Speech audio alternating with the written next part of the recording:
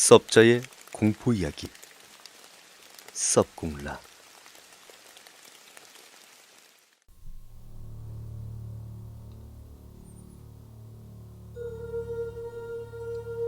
가이라는 한 아이가 있었다. 부모님은 이미 죽었고 할머니와 함께 살고 있었다. 그런데 가이가 학교가 끝나서 집에 오는 길에 한 검은색을 띤 고양이를 만났다. 그 고양이 눈이 붉은색이어서 좀 섬뜩했지만 동물을 기르지 않는 가이는 잘 됐다고 생각하고 고양이를 집에 데리고 갔다. 그런데 할머니가 특히나 고양이를 너무 싫어해서 가이는 할머니가 모르게 몰래 키웠다. 다음 날 할머니가 집에 없고 또 그 검은 고양이도 집에 없었다. 그래서 밖으로 나가니까 할머니가 눈이 빨개 쥐 2마리를 잡고 담을 기어가는 모습을 보았다.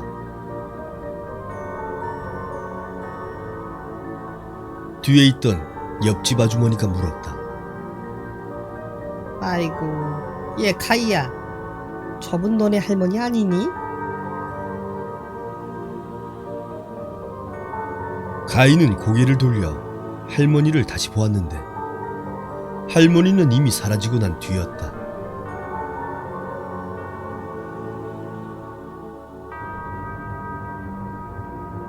할머니는 며칠 전에 병으로 너무 아팠는데 가이가 데려온 고양이를 약으로 만들어 드셨던 것이었다. 그래서 할머니가 그렇게 고양이처럼 행동했던 것이었을까?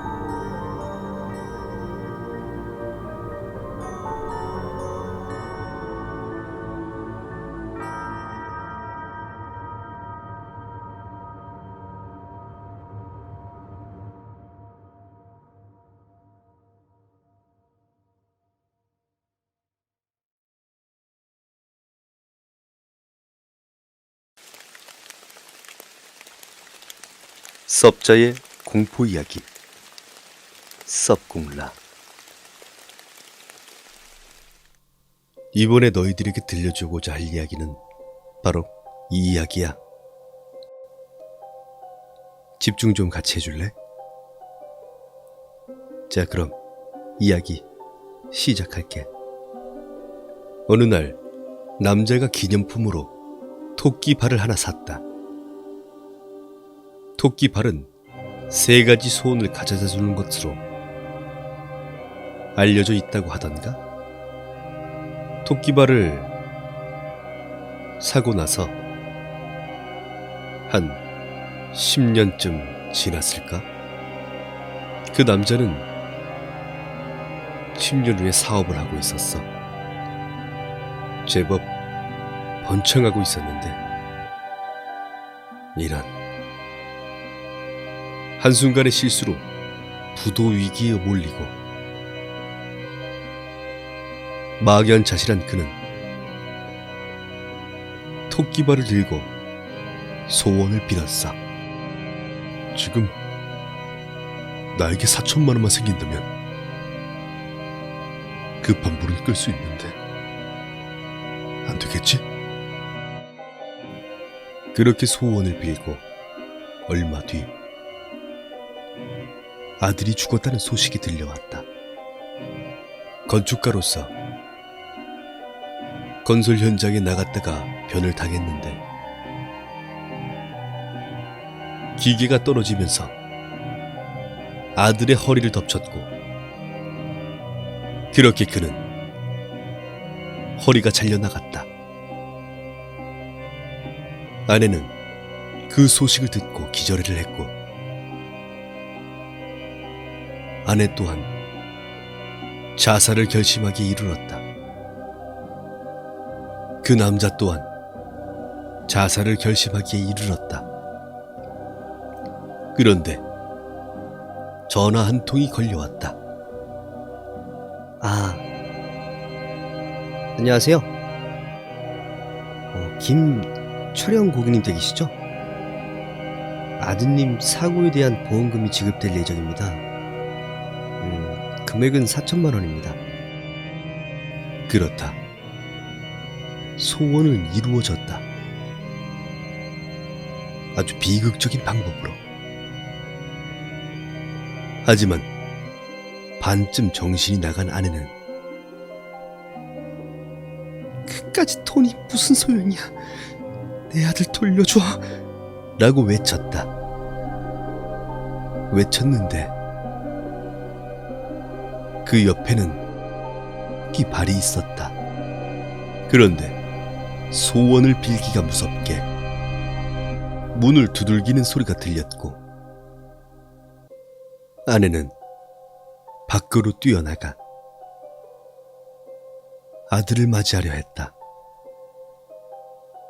하지만 그는 아내를 뜯어말렸고 소원을 빌어서 아들을 저 세상으로 돌려보냈다. 그러자 아내가 그를 원망하며 통곡을 했다. 그리고 그가 이렇게 말했다.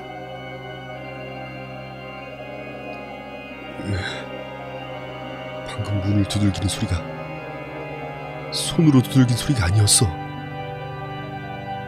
발로 차는 소리였다고. 알아? 그렇다면 발로 두드리는 것은 과연 무엇이었을까?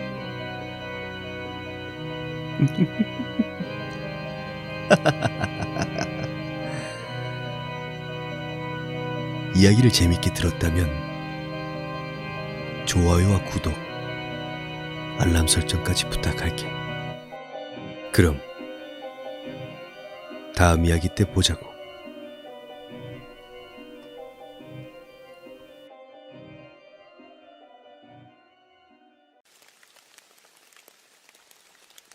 섭자의 공포 이야기. 섭공라. 어떤 학교에서 수학여행을 갔는데 실컷 놀다가 밤이 됐대요. 근데 A라는 애가 화장실이 급한데 그 전에 애들하고 수학여행이니까 무서운 얘기를 많이 해서 무서워서 못 가겠다고 하더라고요. 그래서 B라는 애랑 같이 가자고 했어요. B랑 화장실 갔는데 왜 그런 화장실 있잖아요. 좀 옛날 화장실이었다고? 옛날 화장실이었다고 합니다. 그 위에가 뚫려 있는 여러 개의 칸이 있는 그런 화장실 있죠? 네, 맞습니다. 그런 화장실이에요. 그런데 A가 볼일을 보면서 너무 무서우니까 B한테 계속 거기 있냐고 물어봤대요. 한 10번쯤 넘어가니까 B가 진짜 화가 나서 야, 너 한 번만 더 물어보면 진짜 내가 아니 네가 뭐라고 해도 그냥 가버린다. 이런 식으로 얘기를 했대요. 그런데도 A는 너무 무서워서 또 물어봤대요. 그런데 갑자기 B가 이상한 소리를 하기 시작했어요. 그 이상한 말이 이런 말이었어요. 야, B, 너 거기 있지? 원래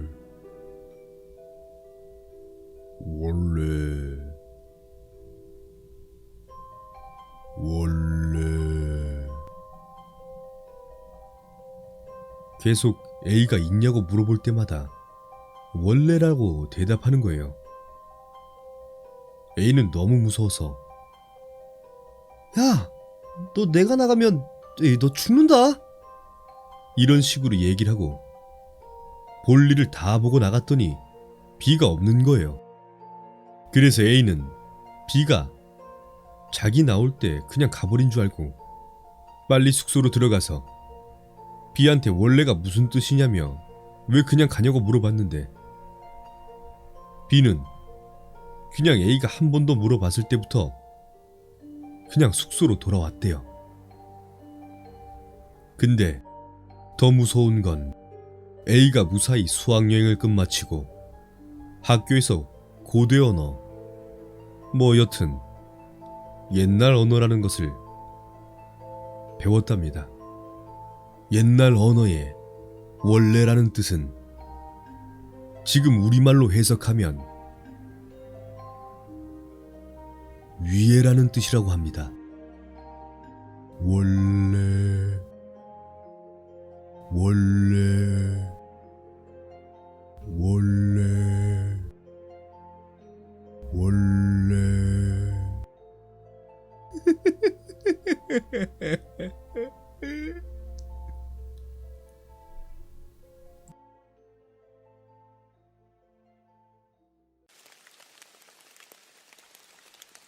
섭자의 공포 이야기.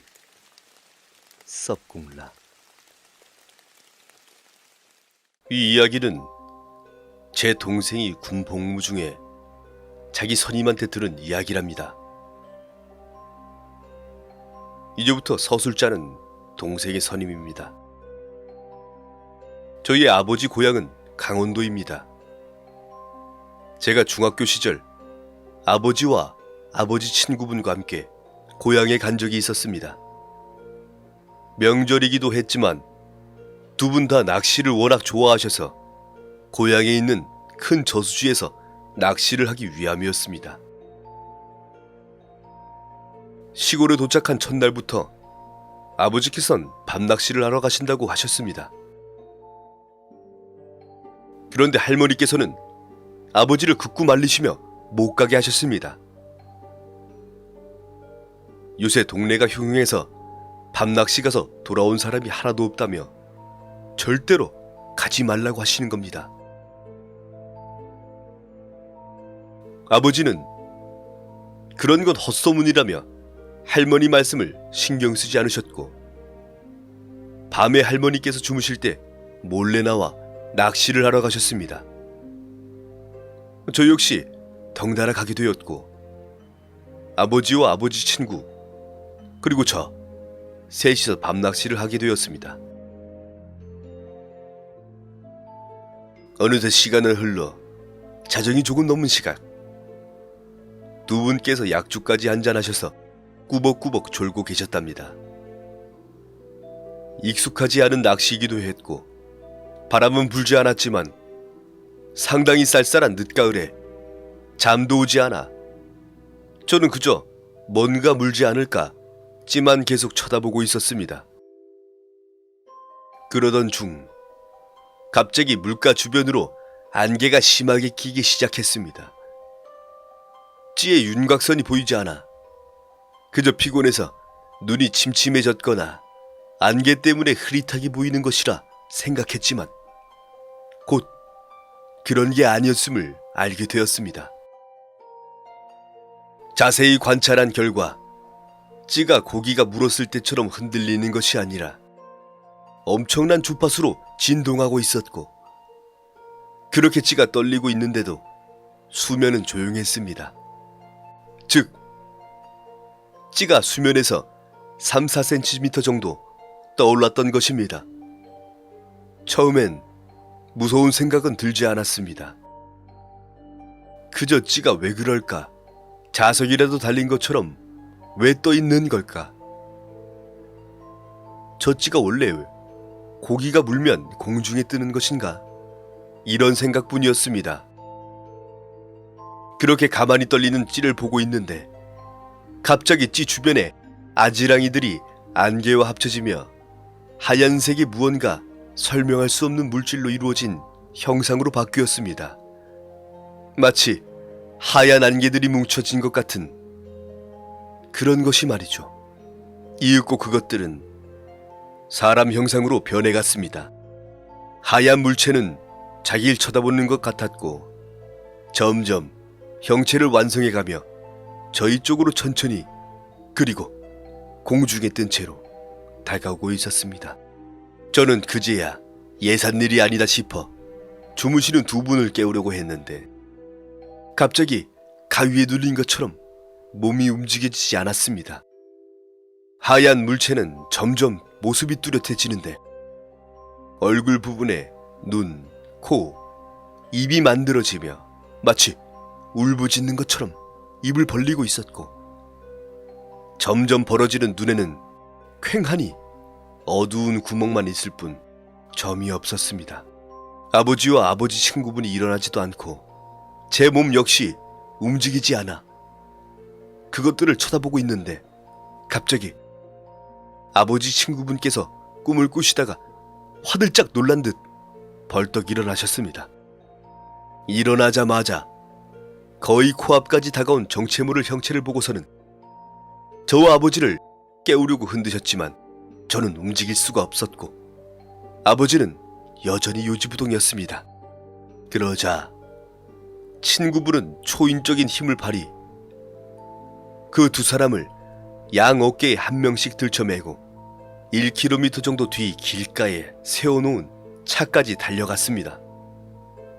신기하게도 차 근처까지 오자 제 몸이 움직여졌고 그대로 기절하고 말았습니다. 다음날 아버지께선 낚시를 간 것까진 기억이 나는데 일어나 보니 집이었다고 말씀하셨습니다. 아무래도 기억이 나지 않으셨던 것 같습니다. 저와 아버지 친구분이 어젯밤 일을 말씀드려도 처음에는 믿지 않으셨지만 계속 말씀드리니 그제야 반신반의하셨습니다. 여하튼 무사히 돌아온 건 다행이지만 생각해보니 급히 도망치느라 낚시 도구들을 가져오지 않았습니다. 낚시 도구를 찾아와야 했기에 아버지와 아버지 친구분 두 분이서 저수지로 다시 갔는데 아무것도 없었습니다. 심지어 제가 먹다 버린 쓰레기마저도 없었다고 합니다. 저수지 근처에는 조그마한 절이 있었는데 혹시나 그 절에서 스님이 쓰레기인 줄 알고 가져갔을지도 모른다는 생각에 두 분은 절에 가서 물어보셨다고 합니다. 하지만 스님은 아무것도 가져온 게 없다고 하시고는 오히려 서울에서 왔냐고 되물어보셨답니다. 그래서 그렇다고 했더니 스님께서 말씀하시길 서울 사람들은 이 저수지 근처에도 가면 안 된다고 이 근방 여인이 서울에서 온 낚시꾼이랑 정을 나눈 뒤 임신을 하게 되었는데 가족이 있는 남자는 매정하게 그녀를 버렸고 그녀는 그 저수지에 몸을 던져 자살했다고 말씀하시는 것이었습니다. 그 뒤로 이곳에서 낚시를 하는 서울 사람이 종종 실종되는 경우가 있는데 경찰 수사 결과에서 유류품 같은 것도 물에 떠오르지 않고 현장엔 아무것도 남은 것이 없으니 증거 불충분으로 단순 가출 처리되곤 한다고 합니다. 그 후에도 아버지 친구분께선 종종 저희 집에 오시는데 그때 이야기를 자주 하시곤 합니다. 당시 친구분께서 잠에서 깨어났을 때 엄청난 오한이 들고 닭살이 돋아서 잠에서 깨어났다고 합니다. 일어나니 눈앞에 이상한 물체가 있어서 직감으로 여기 있으면 죽겠다 싶어 아무 생각 없이 저희 부자를 들쳐매시곤 뒤도 안 보고 뛰셨답니다.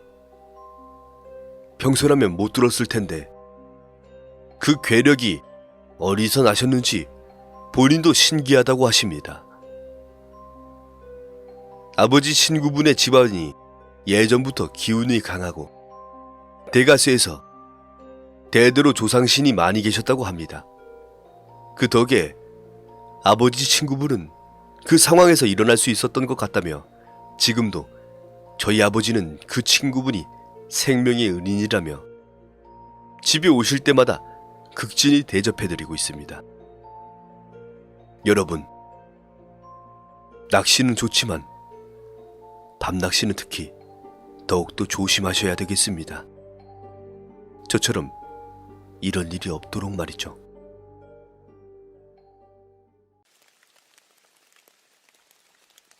섭자의 공포 이야기. 섭공라.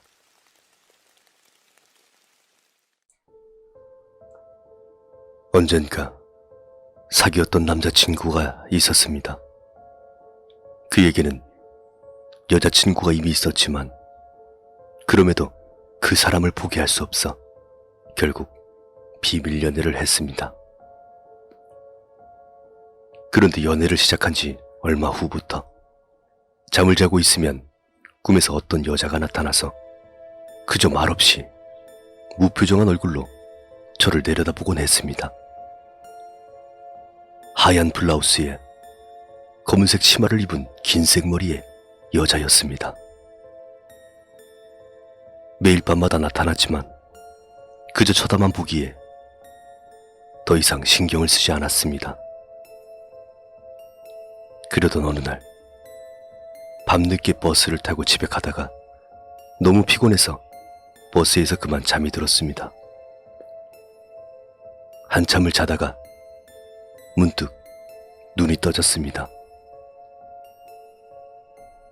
그 많은 사람들은 사라지고 버스 안에서 저와 매일 밤 꿈에서 보던 여자만 서 있었습니다. 운전석을 보니 버스기사는 없었지만 버스는 여전히 달리고 있었습니다. 이윽고 그 여자가 절 보면서 말했습니다. 아직 안 죽었네. 순간 잠에서 깼고 조용했던 귓가에 시끌시끌한 사람들의 목소리가 들렸습니다. 불길한 예감이 들어 버스에서 내렸습니다. 그날도 어김없이 여자는 나타났지만 혼자가 아니었습니다. 어린 여자아이와 함께 절 노려보고 있었습니다. 다음날 남자친구를 만나 데이트를 하던 중 조심스럽게 남자친구가 제게 물어봤습니다. 혹시 요새 여자가 나오는 꿈 꿔? 아, 너도? 아니, 그건 아니고 오빠 여자친구가 껐다고 해서. 뭐라고? 어떤 꿈이었는데?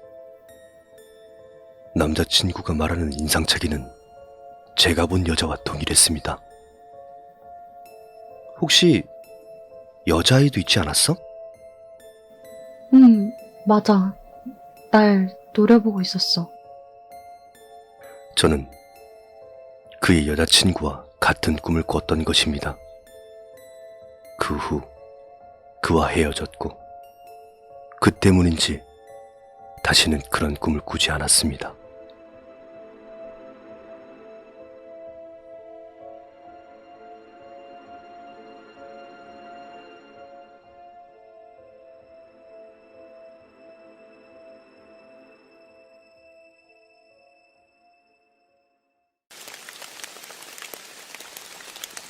섭자의 공포 이야기. 섭공라. 나는 친구가 없다.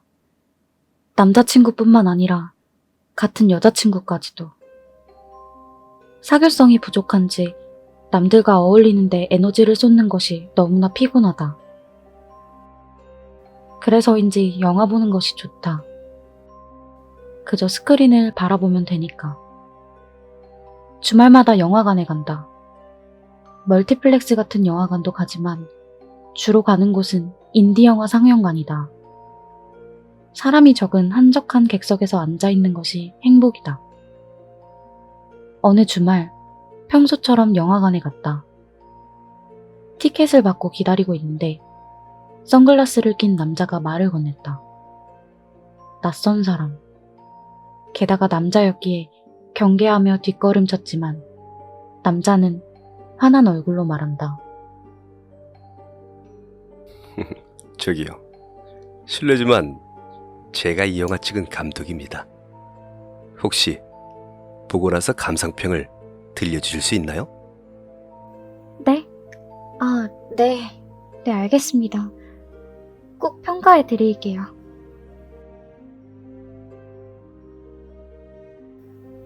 갑작스러운 일로 당황했다. 평소에 남자와 이야기할 일도 없는데 더욱이 감독이라니. 남자의 미소에 매료되어 얼굴이 빨개지는 걸 느꼈다. 그날 본 영화는 B급 공포 영화다. 주인공인 여자가 남자에게 납치되어 창문도 없는 밀실에 감금되는 내용이다. 영화는 그다지 좋지 않았다. 고어적인 연출을 좋아하지 않았기 때문이다. 하지만 남자의 미소가 계속 떠올라 남자에게 뭐라 말할까 계속 그 일만 생각하게 되었다. 영화가 끝나고 자리에 일어났다. 밖으로 나오자 남자는 미소를 지으며 이쪽을 보고 있었다. 고민 끝에 말을 골라 감상평을 이야기하려 하자 남자가 먼저 말을 건넨다. 이 근처에 제 사무실이 있어요. 차기작을 위해서 설문조사 겸 감상 이야기를 해줄 수 있나요? 데뷔작이라 여러모로 신경 쓰이네요. 물론 길게 시간 쓰지 않아요. 시간 내주신 것에 대해 사례도 드리고 싶어요. 남자는 영화를 제작하면 겪은 일에 대해 즐겁게 이야기해 주었다. 그렇게 이야기를 나누며 영화관에서 조금 떨어진 건물로 안내한다.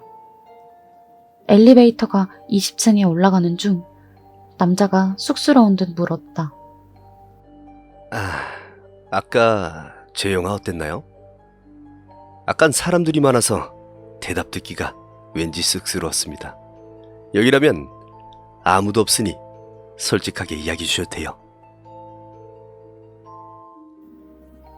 단순한 이야기지만 오히려 공포 영화라서 직설적인 것이 좋았어요. 하지만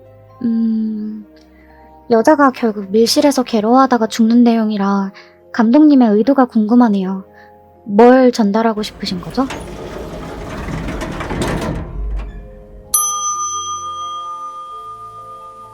마침 엘리베이터 문이 열린다.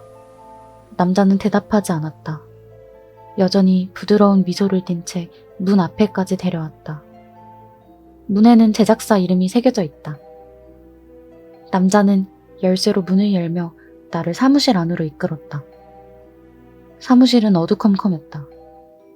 낮음에도 불구하고 방에는 커튼이 쳐 있었다. 그녀가 뒤돌아보자 남자는 자신의 몸으로 문을 지탱하며 핸드폰을 받고 있었다. 미안해요. 작업 관련해서 연락이 왔네요. 조금만 기다려줘요. 남자는 속삭이듯 내게 말한다. 다시 실내를 둘러본다. 사무실에는 별다른 가구가 없다. 책상 하나와 의자 몇 개뿐. 이상하게 주방이나 화장실도 보이지 않는다. 원룸 하나뿐. 생각해보니 처음 왔는데 묘하게 낯이 익은 방이었다. 창문이라도 열까 해서 창가에 다가섰다.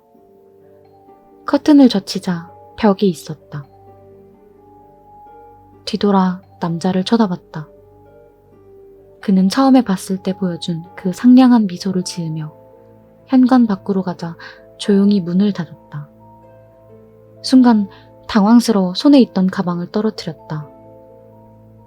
현관문 안쪽에는 손잡이가 없었다. 그제야 생각이 났다. 이 방이 왜 낯이 익었었는지.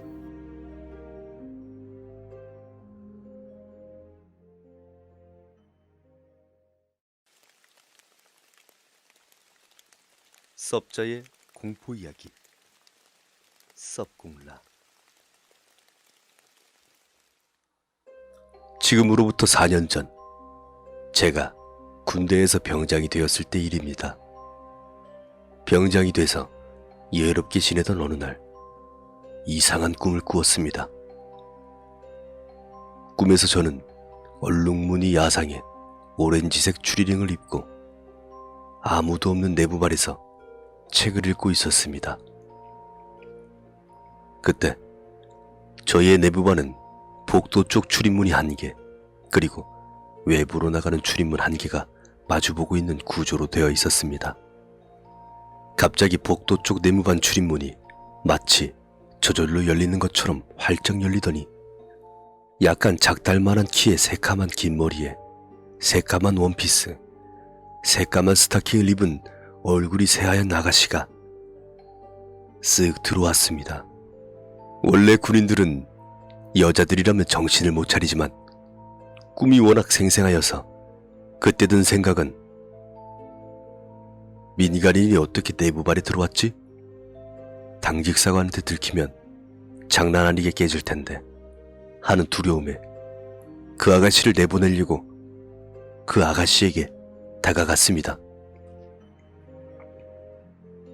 어떻게 오셨죠? 하며 제가 물으니 그 아가씨는 김기철 상병 만나러 왔어요. 하고 대답을 하더군요.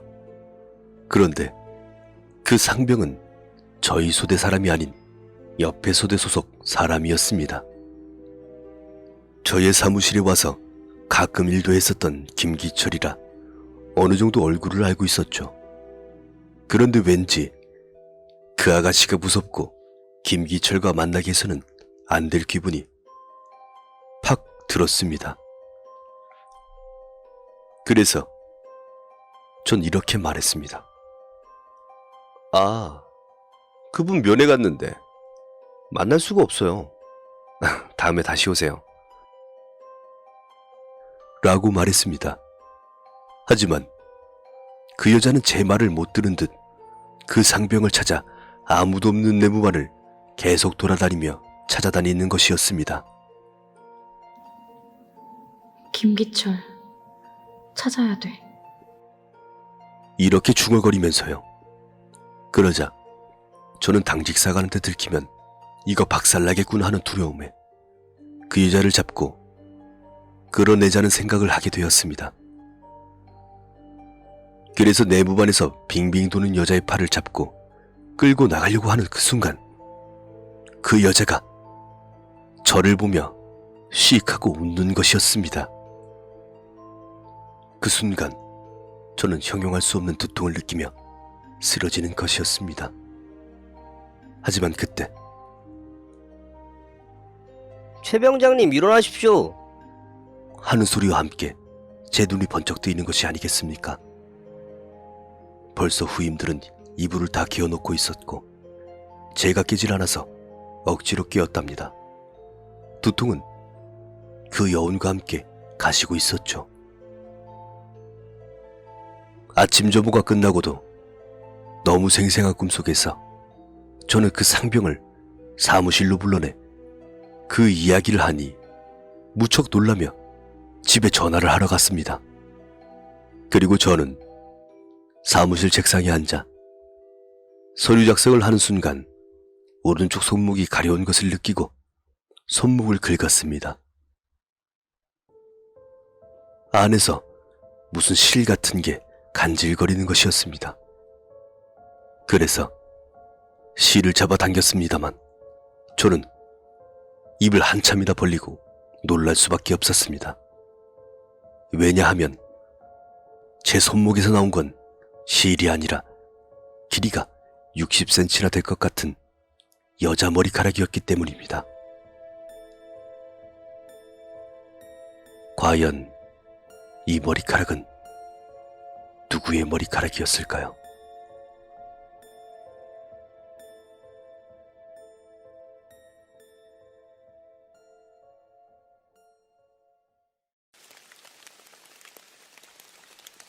섭자의 공포 이야기 섭공라. 평소 나는 지하철을 자주 이용한다. 내가 자주 이용하는 역에는 매일 아침 통근 시간마다 역 내에 앉아 뭔가 투덜투덜 중얼거리는 한 남자가 한 명 있었다. 어느 날 호기심이 동한 나는 그 남자 근처에 서서 그가 중얼거리는 걸 들어보기로 했다. 그의 눈앞으로 조금 뚱뚱한 아줌마가 지나갔다. 그러자 그 남자는 돼지 라고 중얼거렸다. 뭐야? 단순한 욕이었나? 사람을 동물에 빗대고 있을 뿐이잖아. 흥미를 잃은 내가 그에게서 멀어지려는 찰나 앞을 지나가는 샐러리맨을 보고 사람 확실히 엄청 평범해 보이는 사람이긴 한데 다른 날도 심심풀이 삼아 그의 말을 엿들었다. 남자의 앞으로 깡마른 사람이 지나갔다. 그러자 남자는 이렇게 말했다. 소? 저렇게 야인 사람을 보고 소라고? 다음엔 아주 전형적으로 비만 체형인 남자가 지나갔다. 야채. 야채? 돼지가 아니라 야채라고? 나는 하루 종일 고민할 수밖에 없었다. 그러다 한 가지 생각을 해냈다. 그는 어쩌면 현생이 아닌 이전의 생을 보고 있는 건 아닐까? 몇 번이나 남자를 관찰하는 사이 의문은 확신으로 바뀌었다. 그렇다. 남자에게 지금까지 가져온 의문과 남자의 능력을 손에 넣는 방법을 가르쳐달라 청원했다. 남자는 잠시 동안 멍한 눈으로 나를 쳐다보다 이내 내 머리에 손을 댔다. 그 다음 날부터 남자는 역에 나타나지 않았다. 대체 그 남자는 뭐였을까?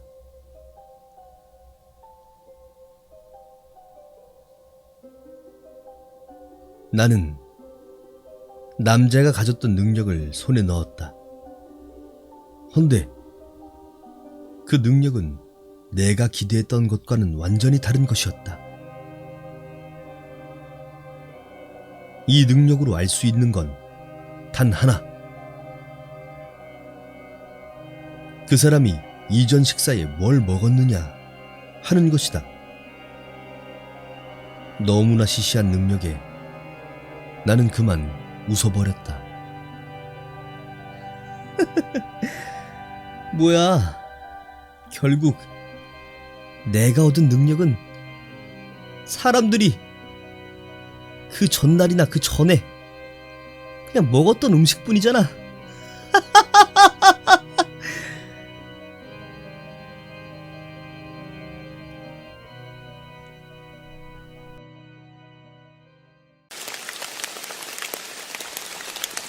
섭자의 공포 이야기 섭공라.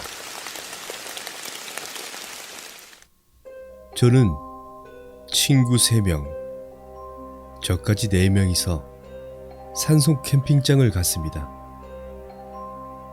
근데 그 캠핑장은 지어진 지 50년도 더 넘은 캠핑장이라 그런지 살짝 으스스한 분위기였습니다.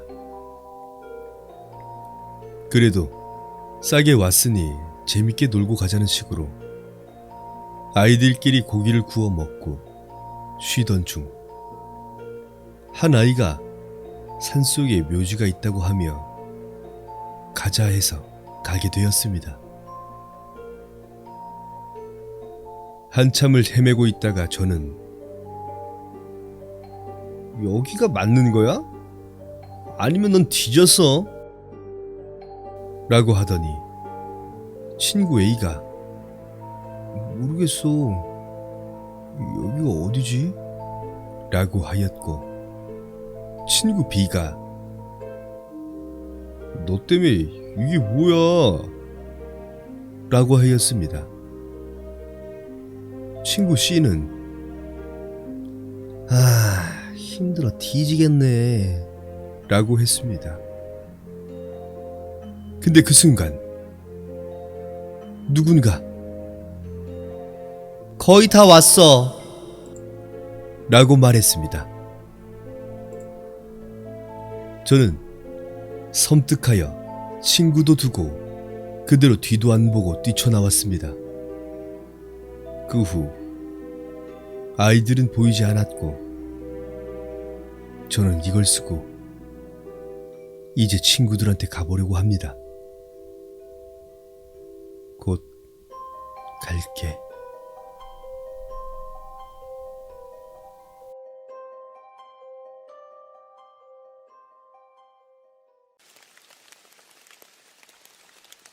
섭자의 공포 이야기. 섭공라. 유가은. 앞으로 소포가 나에게 왔다. 응? 이게 뭐야? 나는 소포를 급히 끌러보았다. 소포 안에는 핸드폰이 들어있었다. 핸드폰이네? 아니 이거 보낸 사람 이름이 없네? 나는 급히 그 핸드폰을 들고 전화기 옆에 가서 예상되는 친구들에게 전화를 걸었다.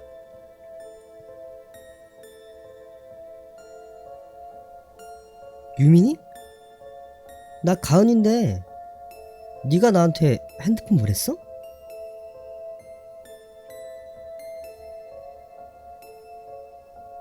에?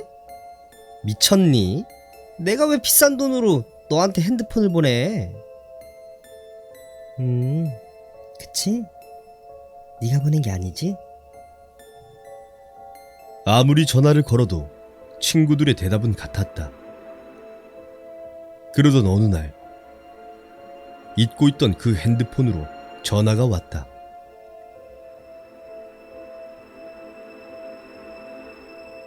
고객께 알립니다. 1개월은 1번, 2개월은 2번, 3개월은 3번, 4개월은 4번을 눌러주세요. 기계에 녹음된 여자의 목소리가 들렸다. 뭐야? 나는 무심코 4번을 눌렀다. 네. 고객의 기간은 4개월이 되겠습니다. 뭐지? 나는 피차 내 핸드폰도 아닌데 라는 생각이 들어 핸드폰을 내려놓았다. 그리고 수능 시험을 치르게 되었다. 수능의 문제들은 너무 어려웠다. 근데 진동으로 핸드폰 전화벨이 울렸다. 1번은 4, 2번은 3. 나는 모르겠다 하는 심정으로 다 받아 적었다. 그리고 결과가 나오는 날에 난 깜짝 놀라지 않을 수 없었다. 유가은 전교 1등.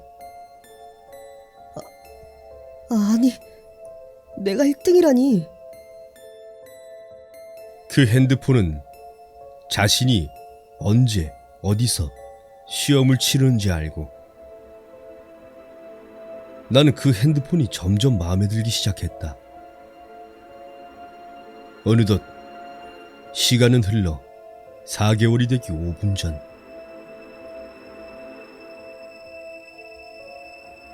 집으로 가는 길에 친구와 떠들면서 지하철을 타려고 선로에 섰는데 갑자기 나의 몸이 철도로 밀려나갔다.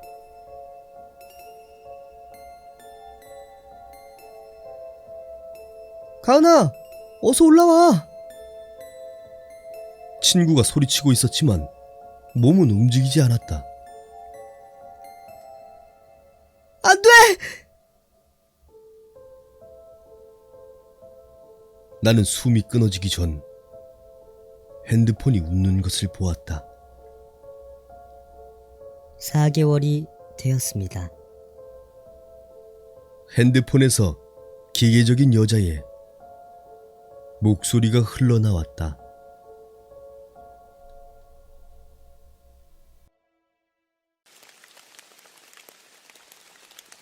섭자의 공포 이야기. 섭공라.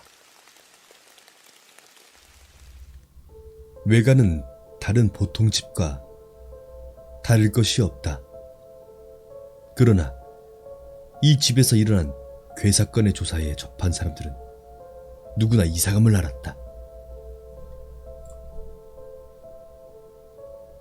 저널리스트와 심령현상 조사원에서부터 경찰관에 이르기까지 모두 같은 결론에 도달하지 않을 수 없었다.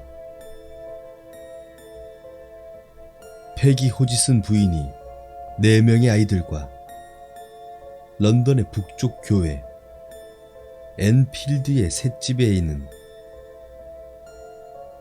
확실히 유령이 나왔던 것이다. 모든 것은 1977년 9월 당시 11세인 딸 자네트가 침실에서 질질 끄는 듯한 발소리를 들었을 때부터 시작되었다. 아주 큰 슬리퍼를 신은 듯한 발소리였다. 잇따라 심한 노크 소리가 4번 들리고 벽 쪽에 무거운 장롱이 미끄러져 나간 것을 보고 그녀는 살아있다는 기분이 들지 않았다. 그리고 나서 무거운 침대에 이르기까지 모든 것이 저절로 움직이기 시작했다. 머리빗이 허공을 날아다니고 이들의 머리에 닿은 적도 있다. 급히 달려온 여경관도 의자가 방끝에서 끝으로 내던져지는 것을 보고 두 눈을 의심할 수 없었다. 그러나 놀라움에 공포로 변한 것은 이 집에서 일어나는 괴사건이 점차 세력을 더해가고 아이들의 행동에까지 영향을 미치기 시작했던 것이다. 이제 막 10대가 된 2명의 딸이 마치 노인과 같은 목소리로 난폭한 말을 사용하기도 했다. 더욱이 입술은 전혀 움직이지 않고 몸속으로부터 목소리가 저절로 나오는 듯했다. 또한 아이들의 생명도 위험하다고 생각해왔다. 호지슨 부인의 9살 난 아들 빌리는 침대에서 자고 있었을 때 날라온 무거운 쇠공에 아슬아슬하게 맞을 뻔했다. 자네트는 잠자던 중 갑자기 공중에 내던져져 비명을 지르며 깬 적이 몇 번이나 있었다. 어떤 경우에는 정체불명의 힘에 하마터면 죽음을 당할 뻔했다. 침대에서 자고 있는데 옆에 커튼이 갑자기 목에 감겨왔다. 금방이라도 질식할 듯한 딸의 비명을 듣고 호지슨 부인이 간신히 목으로부터 커튼을 벗겨내어 구했던 것이다. 부인은 이 집을 나가려고도 했지만 4명의 아이를 거느린 이혼녀에게 있어서 그것도 쉬운 일이 아니었다.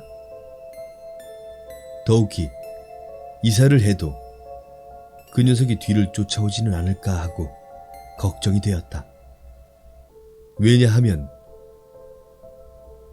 휴가 중에 에섹스주 클라크튼을 캠핑카로 여행했을 때도 이상한 소리가 들리기도 하고 기묘한 사건이 일어나기도 했기 때문이다.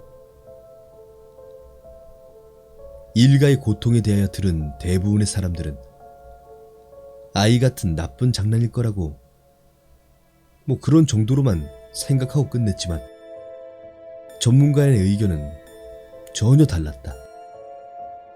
그 집을 방문한 파이 엘렉트로닉스사의 기술자들은 5개에서는 잘 작동이 되었던 비디오 기록 장치가 실내에서는 전혀 작동되지 않아 곤란했었다. 달려온 여경관은 이렇게 수료하고 있다. 나는 이 눈으로 의자가 허공에 떠오르는 것을 확실히 보았습니다. 공중에 뜬 채 옆으로 이동하고 또한 원래의 위치로 돌아갔던 것입니다. 그 집에는 몇 번이나 갔지만 사실 경찰의 손으로는 감당할 수 없는 일뿐입니다.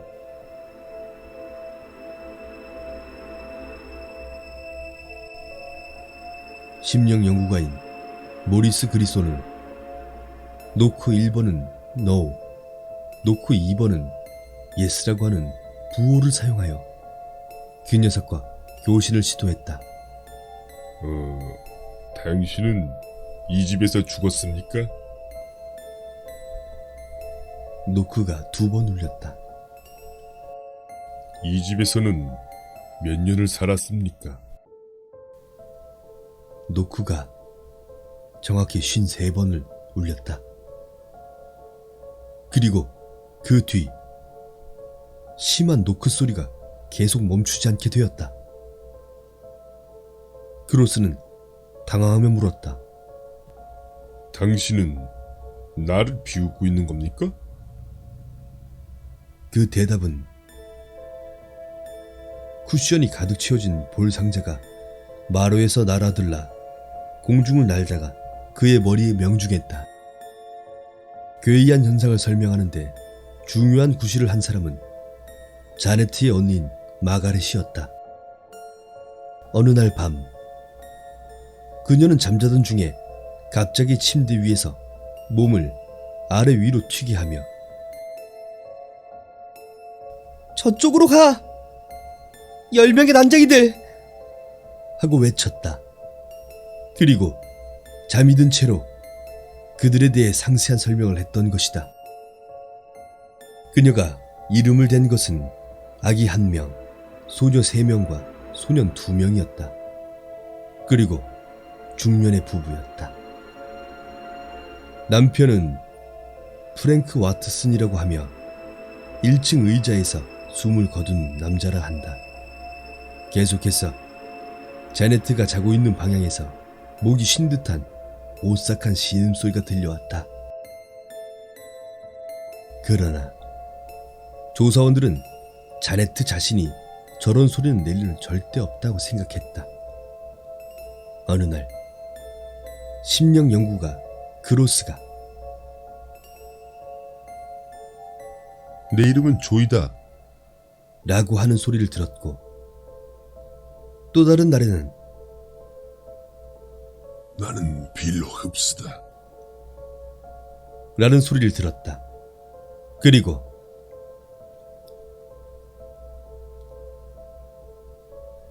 나는 듀란츠 파크 묘지에서 왔다. 그런 목소리들이 계속되었다.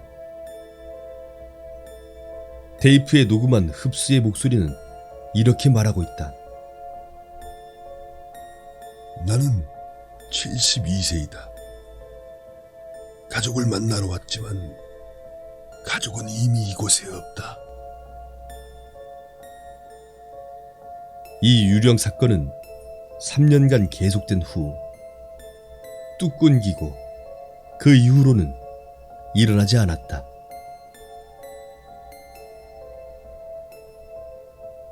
당신들의 집도 혹시 이런 현상들이 일어난가?